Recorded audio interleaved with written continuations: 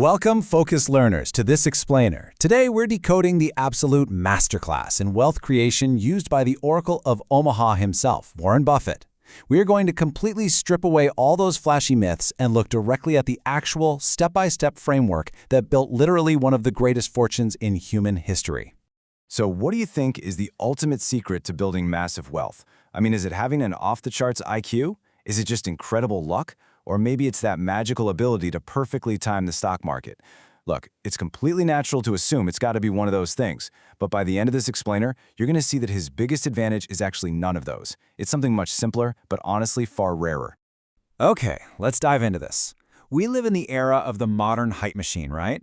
We're constantly being sold this dream of inventing the next viral app, launching a crypto coin, or day trading from a ridiculously cool desk with like 6 glowing monitors. It's fast and it's frenetic.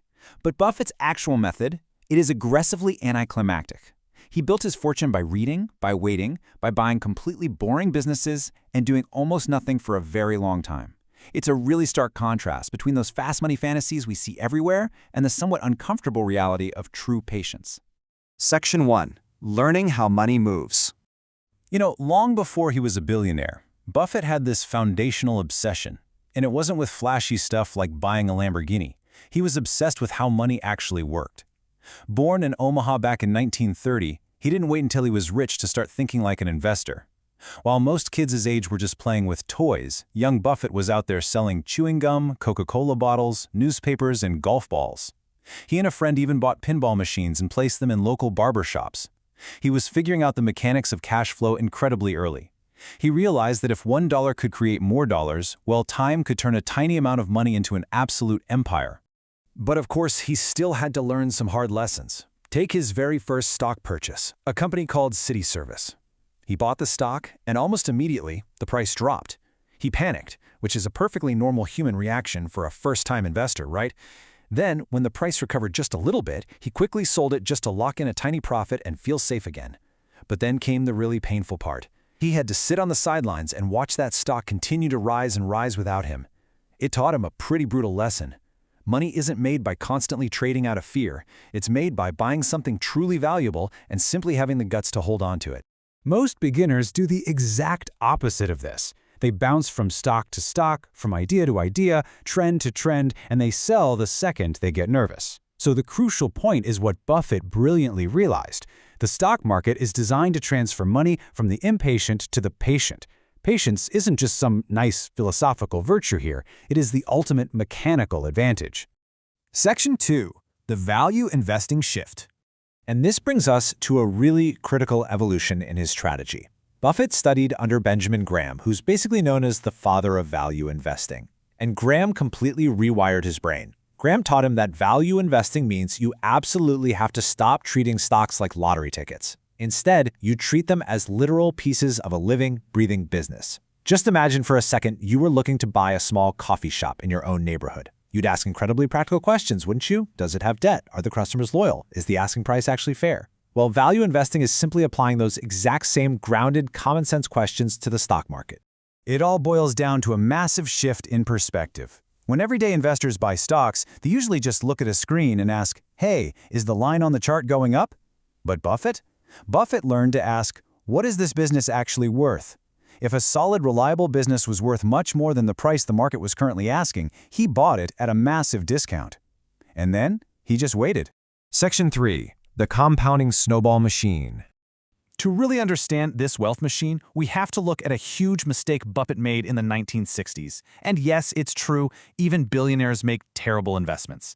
He started buying shares of a struggling, declining textile business simply because the stock looked incredibly cheap. He took control of it in 1965 and later frankly admitted it was a disastrous trade.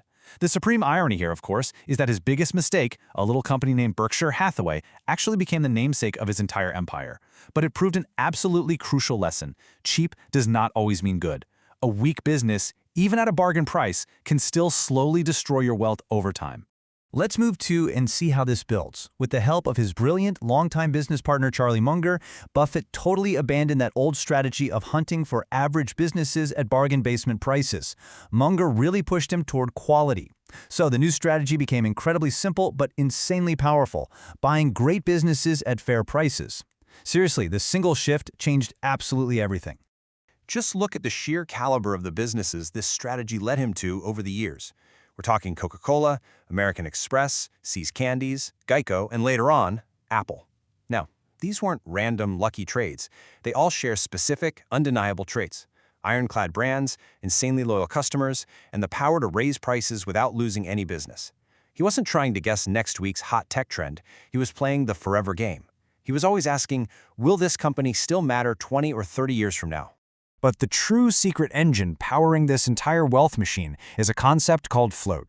Now, what's really interesting about this is how Berkshire Hathaway uses the insurance companies it owns. Think about how insurance actually works for a second. They collect premiums from millions of people today, right?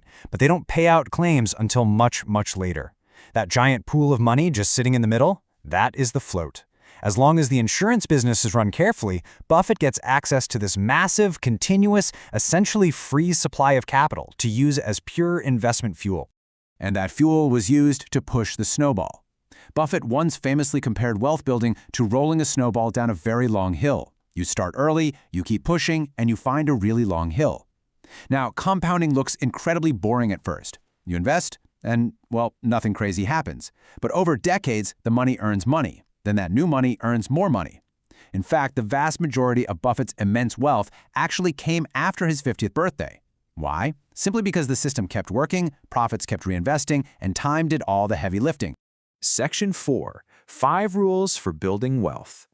So how do we actually take this billionaire's framework and apply it to our own lives?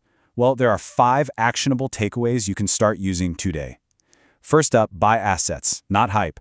Look for real, long-term value, not just this week's viral trend. Second, understand what you own. If you can't explain how a company makes money to a 5-year-old, you probably shouldn't buy it. Third, think long-term. Buy for the decade, not for tomorrow. Fourth, avoid permanent loss. To Buffett, risk isn't just prices wiggling up and down, it's losing your capital forever. And finally, be patient. Doing nothing feels really unnatural, but in investing, doing nothing is an actual superpower. Section 5. Behavior over excitement. Now, you might be sitting there thinking, okay, that's great, but I don't exactly have billions of dollars to go buy up companies like Coca-Cola. But the truth is, you really don't need billions to replicate the mechanics of this system. You just have to copy the mindset. Spend less than you earn, invest consistently, avoid emotional decisions, buy simple diversified index funds, and just give your money time to grow.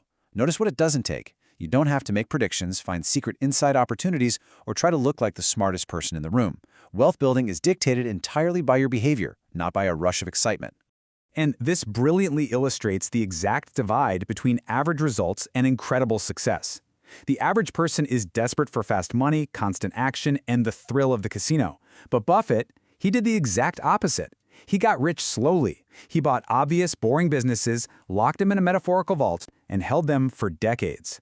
The uncomfortable truth is that doing the boring work is infinitely more effective than chasing the hype of quick wins. Look, if you take away just one thing from this entire explainer, please let it be this. The boring path is the powerful path. Stop looking for the one magical investment that's going to change your life overnight, because it doesn't exist. The real secret, the true formula, is simply owning valuable things for a very, very long time. It's not speed. It's not hype. It is patience. I want to leave you with a final, provocative thought straight from our source material. I want you to ask yourself right now, are you building wealth like a trader furiously chasing the next move? Or are you acting like an owner, patiently building for the next decade? Think deeply about your own financial habits. Drop a comment with the one Buffett lesson you're going to apply to your own life starting today. Thank you so much for focusing, and keep building.